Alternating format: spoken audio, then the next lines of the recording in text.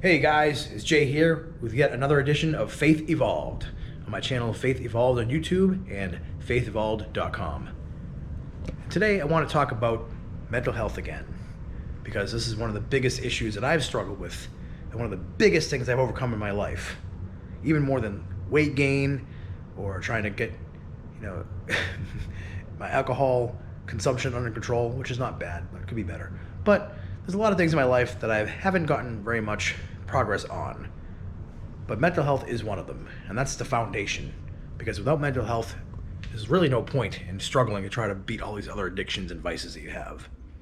So anyways, forgive the nature of this place. I got back from a camping trip, I got a sunburn. It is what it is. And anyways, I really want to talk about this concept of being okay with not being okay. I see these memes on the internet and on Facebook that are, they have good intentions. They're trying to be helpful. They're trying to get people to realize that there's nothing wrong with them as a person because they're struggling with mental health. That it's okay, there's nothing to be ashamed of when you're dealing with mental health, like anxiety, depression, OCD, bipolar, anything that you're dealing with. And I'm going to reiterate that, yes, it is okay. As a person, you are okay. There's nothing wrong with you. You're not inferior. You're not less than. You should not be ashamed of yourself. You didn't do anything wrong. You are afflicted with this disorder, disease, whatever you want to call it. But that's where it stops. Because this is day one recovery stuff. When I say day one recovery, I mean like in the very beginning of your journey of getting through this challenge that you're dealing with, this thorn in your side, as Paul would call it. This is the very beginning stages where you just have to realize, yes, admit, I have an issue and I need help. And that's, what alcoholics have to do in the very beginning is admit they have a problem and know they need help and they can't do it alone. And one thing I like about A Course in Miracles is it says nobody heals alone. You need other people to heal. You need to be with other people who have struggled with what you're struggling with and can relate to you. So in that sense, I agree with that meme. But when I see the people that struggle with anxiety and depression and all these different mental health issues still posting these memes, still stuck where they've been for 10, 15, 20, 30 years, I get disheartened and frustrated at the same time. Now, don't get me wrong, I'm not here to point a finger and go, how dare you still be stuck after 20 years? No, because I'm 36 years old and I'm just now figuring this out. So the point of this video is to hopefully give you some food for thought, give you something to think about. Because in the end, that's where it starts. It's all in your mind. In the end, you're doing this to yourself. We're all doing this to ourselves. Sure, someone can come up to you and punch you in the face.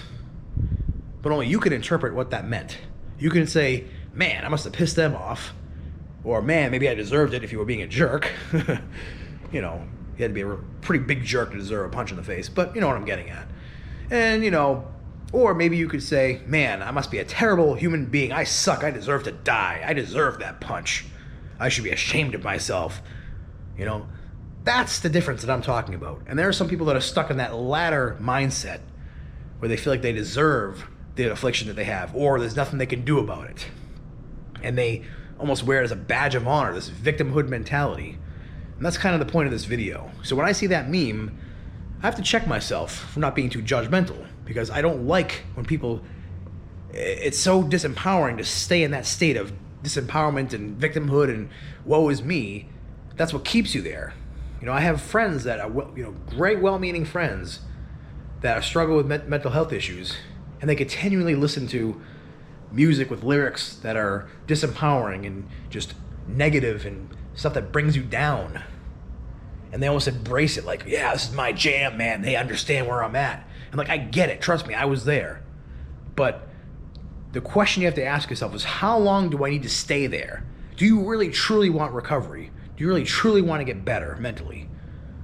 There was, even in the past year, I was almost suicidally depressed. And had the worst anxiety you can think of. I had such emotional trauma from my, breakup of my marriage and moving and just dealing with everything I had to deal with mentally with OCD and anxiety. It was so much, so overwhelming that I could get triggered so easily. And that overwhelming emotional anguish and despair that would come over me, that it just felt like hell. It's like, what? It's like, how can anybody even deal with this? How can anybody even go through this and survive? That's how it felt. It was so strong and overwhelming. And it literally took questioning the very core foundation of those emotional triggers that would make me feel less than, inferior, like an imposter. Like I can remember clearly, like driving down the road and, you know, thinking about the future of my life and thinking about, you know, man, someday I want to buy a house. Maybe I'll meet another woman and get married again. Or maybe, you know, I'll get into a band and be successful. And then this weird trigger happened in my mind where I would feel like this, I don't deserve that. I can't even enjoy that because I'm so depressed. I have so much anxiety. I wouldn't even be able to appreciate it because I'm so depressed. But then this still small voice, this little thought says who? This little thought that comes up in my mind sometimes, and I hope it happens for you sometimes, and I ask you not to ignore it because it's, you know, it could be God himself speaking to you, or it could just be your, you know, your common sense, or, you know, like a sense of pride even that you do deserve better, speaking to you, saying, why? Who says you don't deserve better? Who says you can't be happy? If you think about it, no one is telling you this except for you. No one is telling you that you don't deserve happiness except for you. Even when somebody comes and punches you in the face, they're doing that because they feel that their happiness was being disturbed. And they're fighting for their happiness. They're doing it wrong. And when you hurt somebody else, you're really hurting yourself. And when you hurt somebody else, it's just really a cry for love. So when you see it that way, they think they can hurt somebody else, try to defend their happiness. Because that's what they're looking for in the end, is peace and happiness and joy. That's what all of us are looking for. So I can interpret being punched in the face as meaning that I'm a piece of crap scumbag, or it can mean this person is going through something right now. And yeah, if they do something bad enough, they should be held accountable to that, because they could be a danger to society or to themselves. So I'm not saying they should get away with it. But what I am saying is it doesn't mean you're a piece of crap. And we shouldn't be interpreting it that way. So day 2 recovery, no, it's not okay to not be okay. You deserve better than that. I deserve better than that. We all deserve better than that.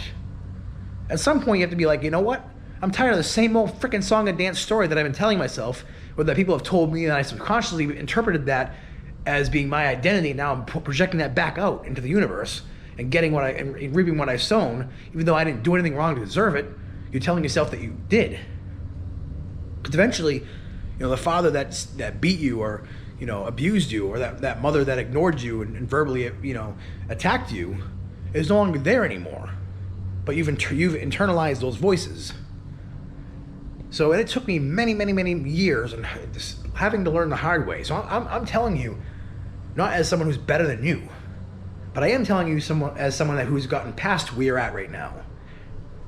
And it's okay to be past where someone who's at a point where it's okay that they're not okay. Because if I don't deserve to be better than if I don't deserve to be at a place that's better where you're at right now, I mean, then what do you have to look forward to? Do you really want healing? Do you really want to get better? Do you really want to feel better about yourself? And I'm not telling you that I'm there. I'm way far from the mark. I still have a ways to go. And I look forward to it because I look back and I see the progress of my life just in the past year, how much I've improved, how much less irritable I am, how much less depressed I am, how much less I am controlled by my emotions and anxiety. Like, you can get there, folks, if you really want to. If you can question these paradigms and these belief systems that you've built up consciously or subconsciously over the years, you have to question: is it okay to not be okay? Tongue twister there. And at some point, if the answer is not no, you're not ready.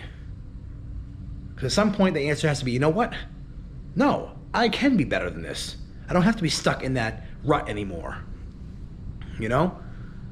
And it does take faith. It does take spirituality. Meditation is huge for taking control of thoughts and not letting certain thoughts, like, you can literally control what you do and how you react to thoughts that circulate in your mind. It is possible. I can't completely shut it off. I can't stop the thoughts from coming in, but I can control how I respond to them, how I attach to them or latch onto them. It is a skill that you can learn. And that is the only reason why I'm here talking to you this confidently today, when I was nearly suicidal less than a year ago.